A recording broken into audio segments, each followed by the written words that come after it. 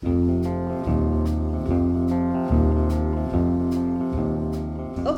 Hello. Hello. For the fourth time. Yes. We're getting our act together. I'm Peggy. And I'm Amanda. And you're watching the Junction Fiber Mill Millcast. Thanks for being here. We've got a really exciting episode for you today. This is going to be great. You're going to take a field trip. Yes. Through the magic of television, we will be transporting ourselves to the road and then to a very special farm to talk with Dave Martin. Yeah. So, but let's show you why.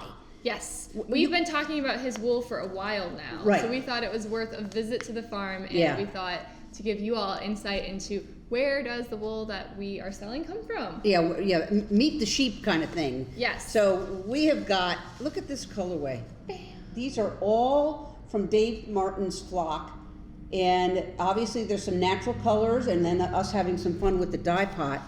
And these are, the breed is Montadale Cheviot. Yes, it's like a cross, or well, you're gonna find we're gonna learn a lot more. But this is it, and it's completely natural state here. Right. And we've been processing it a lot. We like it a lot because it goes well with our making tracks line of yarn. It's it's a local wool, but it is nice and soft. It's soft. It has the right amount of crimp for us, and I just love saying, so this is a farm that's north of Burlington. It's Vermont wool being processed at, White River Junction, Vermont. It makes us very happy. Yes. And Dave just does a great job, so I'm looking forward to, getting to see behind the scenes. I will say, so this is how it all came in natural, and this is where we added just a little bit of a gray, this black merino, just to give it the softest bit of gray, a gray color. And then the rest, of course, we were dyeing over white. And, who knows what we might come up with in the future. We love working with this wool. So. Absolutely love it. It's our anchor right now for solids to go with. Like, let's have some fun here. Ooh, let's have some fun. I mean, it just goes so well, the colorways. I'm going to do one more. Look at that together. I mean, I'm just such a big fan of the gray, but you do something like this with the gray, and it really pops. Yeah, so fun. Super fun. So anyways, without further ado. Yeah, hit the road. Thank you. Good morning. We are on the road to Settlement Farm to visit Dave Martin and meet his sheep. We've got Cody. He's going to do our video for today. And yeah, we made it about halfway there. Got to stop for pastries soon. It's a must on our way up 89. And we'll check in later. Ready?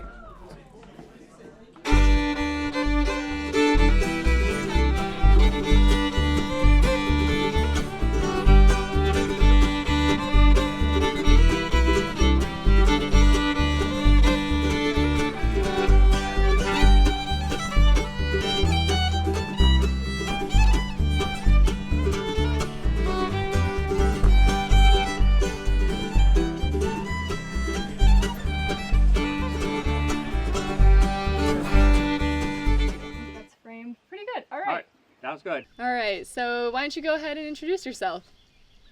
Dave Martin. I'm here at Settlement Farm in Underhill, Vermont. It's originally in the 18th century started out as a dairy operation. What's the history of your farm? Well, I've been in this place for 25 years. It's an old dairy barn, dairy farm. The last folks that actually milked cows here moved out several years ago because economically it no longer made sense to be able to earn a living here just milking cows. It just didn't. I think the family raised several children and raised their family on this farm. And if you drive down our road, this Irish Settlement Road, you would see the remains of several small farms. And I think all over Vermont there are back roads in which are just a series of old dairy farms that are no longer active, and that continues today. And today there are less than 500 dairy farms left in Vermont. And one of the joys I take of having this farm here is I'm able to continue using the farm as a farm, and I think that's an important goal. I maintain the building here, keep up the repairs as best I can, although it can get a little pricey I need a new roof, which I need to work on. But I enjoy the aspects of agriculture. I feel that I'm making a contribution to Vermont, and I really enjoy it. It's a feeling of satisfaction, working on the fences, moving my sheep, being out in the meadow on the fresh, luscious grass, and the sheep all around, and I take pleasure from that, and I try to make a few dollars, and that's important too, and understanding the economics of how the farm operates. I think folks need to pay attention to that aspect of it. So that's important. So how did you get into sheep farming? Many years ago, I bought a Dorset lamb as an Easter present for my wife. Her name was Mary, and if you have sheep are social animals, so if you have one, you've got to get a second one to keep them company, and that's where it started. And that was, I guess that's 35 years ago, I guess. And then at one point, I had up to 120 ewes, and now I've cut back down. I've got 60. What kind of sheep do you raise? I have a Montadale is the main breed I have. I've used Montadale rams for several years. I've recently acquired a North Country Cheviot ram because I think I get a better lamb carcass with North Country Cheviot. That was the reason I switched to a North Country Cheviot. But I use both. I mix them back and forth, it's a nice dual-purpose breed, and I've been satisfied with the mix. And I would advise people who are thinking about getting sheep and they want to think about what breed they want to get. There's a lot of information out there, but I would let you know that if you go to a breed association and they describe the advantages of that particular breed, they're all the best. No matter what breed association you read the description, they're all wonderful. So you have to sort of do some deeper research. But be clear: are you just looking for very high quality fleeces, or just meat lambs, or a dual purpose? But there's just choices you have to make.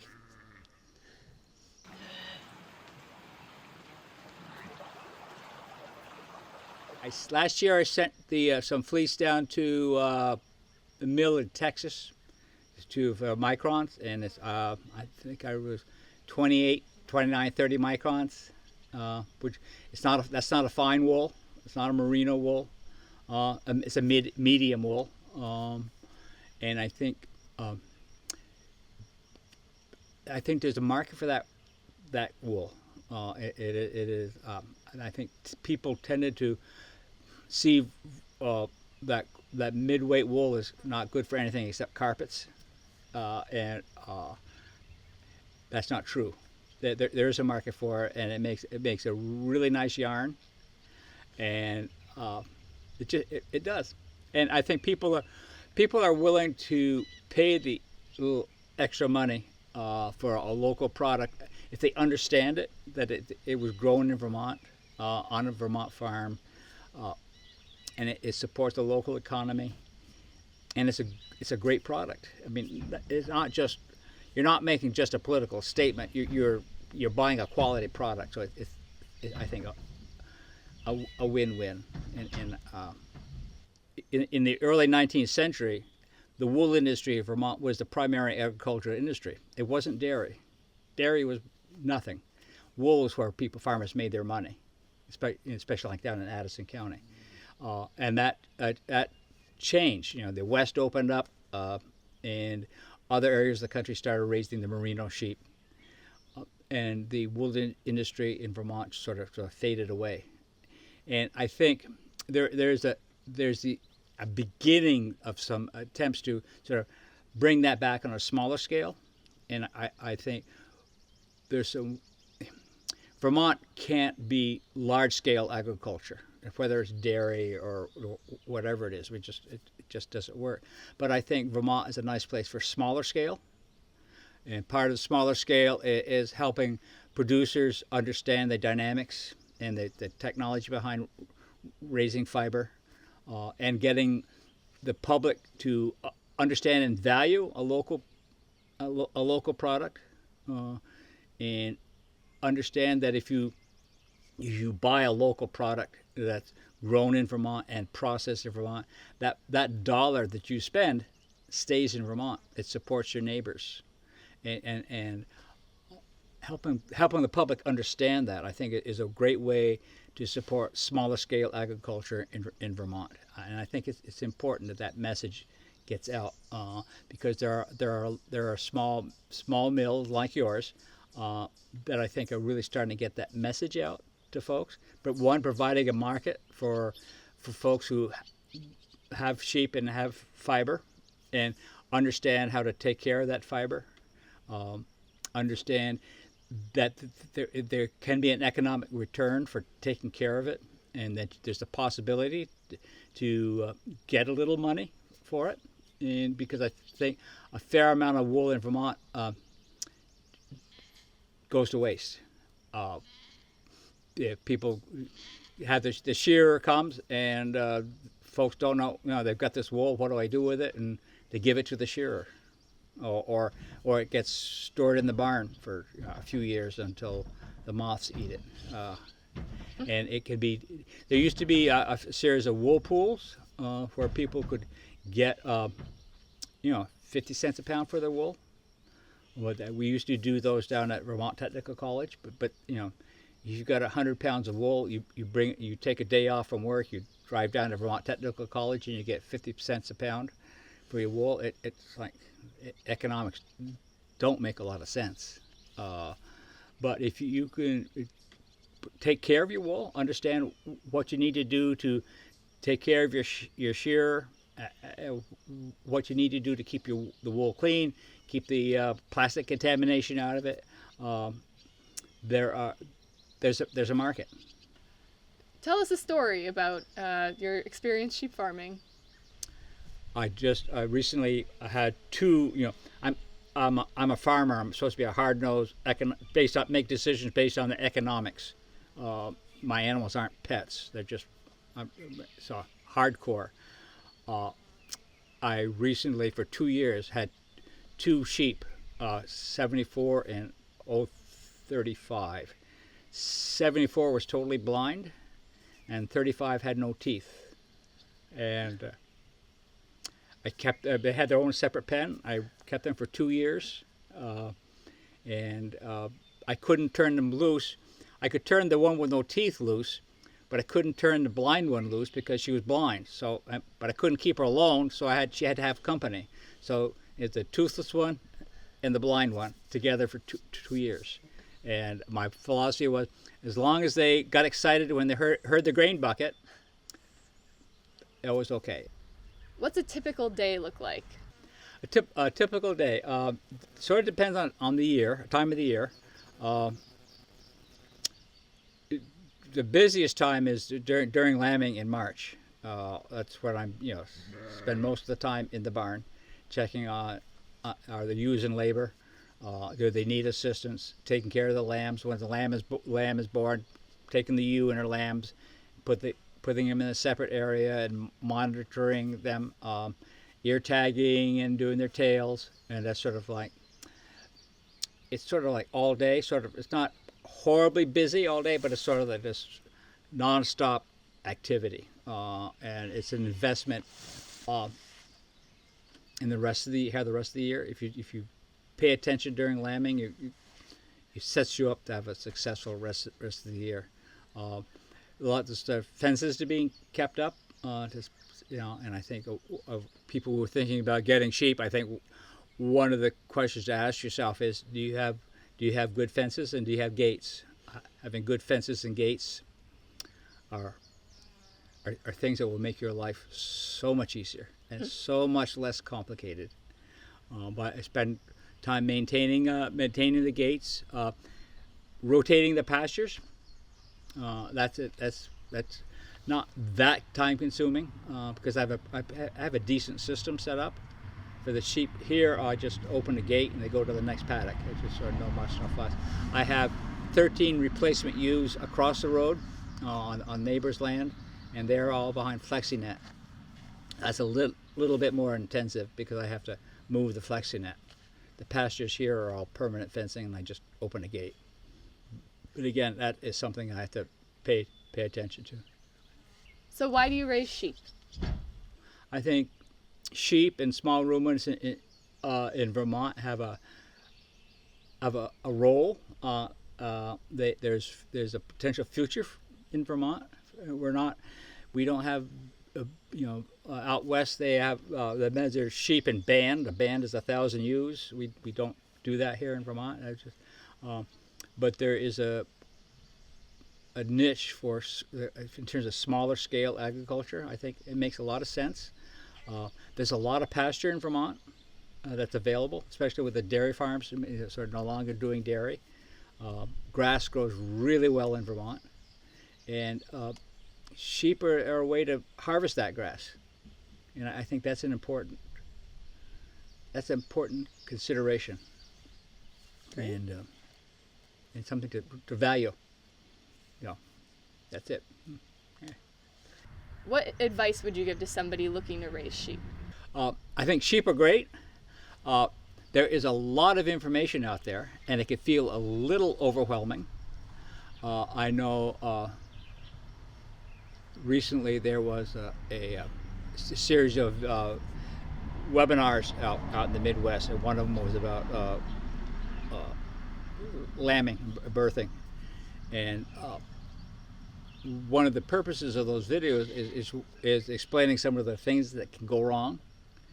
And I think a member was thinking about getting sheep, saw that video, and like, oh my God, because things can go wrong. Most of the time they don't, but the purpose of those videos is to talk about possible problems.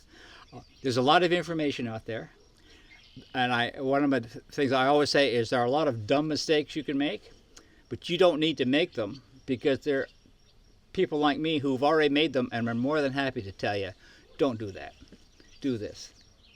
And there's a link on our website to a pretty good booklet put out by the American Sheep Industry Association about sheep, raising sheep. That's a really great overview. And if I don't remember the title right now, I'll email it to you. But it's on the webpage. If you start thinking about getting sheep, I would recommend that. It gives a great overview, and it's a nice place to start because it can feel a little intimidating. But sheep are small, easy to handle. They don't eat a whole lot. They're not. If they step on your foot, it's not like a Holstein cow stepping on your foot. So I think they're great. I think they're great for kids. I think being responsible for taking care of an animal is a good learning experience. It's some broad life lessons are there. And the sheep and goats are a way to keep the land open. They keep this land open. If I weren't here, this land would all be brush and steeple bush. But because I'm here raising sheep, I have a pretty nice looking meadows. I look at my meadows and I feel, it makes me feel good. So I think that's worth something. So I value that.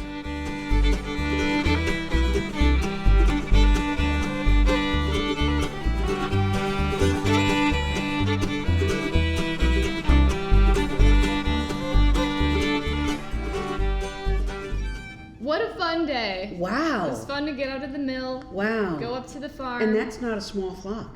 No, yeah, he's got a good sized farm, Wow. and that's what's actually crucial for us is to find a source of wool that we can do larger amounts so that we Right, can and keep so it we can have a stacked. lot of different colorways. Yeah. Yeah.